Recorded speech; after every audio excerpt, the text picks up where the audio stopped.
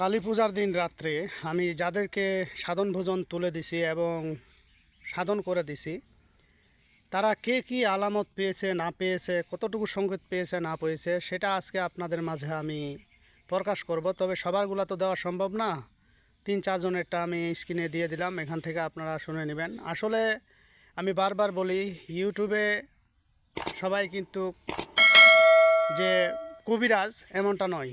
যে জাননেওয়ালা সেও কিন্তু আপনার ভিডিও সার্চে সেও বড় বড় কথা বলে, যে জানে না সেও বড় বড় কথা বলে। তো এখানে কাকে বিশ্বাস করবেন?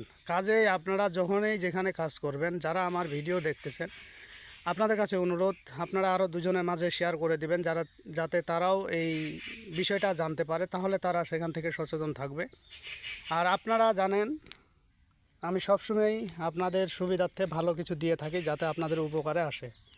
কারণ কোন বিদ্যা কখন কাজে লাগবে ওটা বলা যাবে না, কার রাশিতে খাটবে সেটাও বলা যাবে না। তো যাই হোক, আপনারা রেকর্ডিংগুলো শুনে নেন।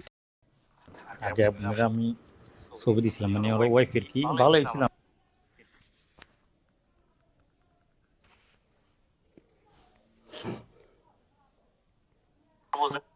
এখন গুরু আমি আপনার সাথে কথা বলতে চাই। আপনি দেখেন, আপনি যদি ভুল বুঝেন তো আমি কি করব? গুরু বলেন, একটা রিক্সা ড্রাইভার কি চায় তার ওয়াইফ এমন করুক? বলেন। আপনাকে ফোন দিছিলাম কিন্তু আপনার কথা বোঝা যায় না। মানে ওর ওয়াইফের কি ভালোই ছিল আমার সাথে, পরে ওই যেখানে চাকরি করে আগে আমি ছবি দিছিলাম, মানে ওর ওয়াইফের কি ভালোই ছিল আমার সাথে, পরে ওই যেখানে চাকরি করে ও নার্স, বিভিন্ন লোকের সাথে কথা বলে আপনাদের ছবি দিছিলাম। এটা নিয়ে ঝামেলা আমার সে আসে না। আমি তার 3 মাস শেষে কার সাথে কথা বলে দেখলাম, ওরে বাবা রে বাবা। আগে আমি ছবি দিছিলাম, মানে ওর ওয়াইফের কি ভালোই ছিল আমার সাথে, পরে ওই যেখানে চাকরি করে ও নার্স, বিভিন্ন লোকের সাথে কথা বলে আপনাদের ছবি দিছিলাম। এটা নিয়ে ঝামেলা আমার সে আসে না। আমি তার 3 মাস শেষে কার সাথে কথা বলে দেখলাম, ওরে বাবা রে বাবা। এখন সে আমার পুরো ব্ল্যাকলিস্ট করে দিচ্ছে। বাবুজান কেমন আছেন? আমি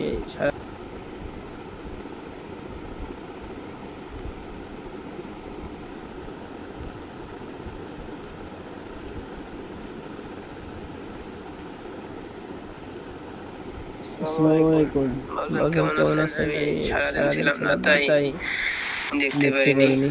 আসলে আসসালামু আলাইকুম। বাবুজান কেমন আছেন? আমি সারাদিন ছিলাম না, তাই দেখতে পারিনি। আসলে যেদিন কালকে আমি যে কাজটা করছি, যখন আমি ওই কাজটা করি তখন আমার শরীর অনেক ভারী হয়েছিল। আর আমার দেখি যে চার হাত ভাঙা এরকম লাগতেছে। আসসালামু আলাইকুম ভাইজান, একটা রিকোয়েস্ট অনুরোধ আপনার কাছে। আমার খুব ইচ্ছে আপনার মতো বলতে চাই। আপনার মতো এরকম একজন মানে ভালো তান্ত্রিক আমাকে বলতে হলে কি করতে হবে আমাকে?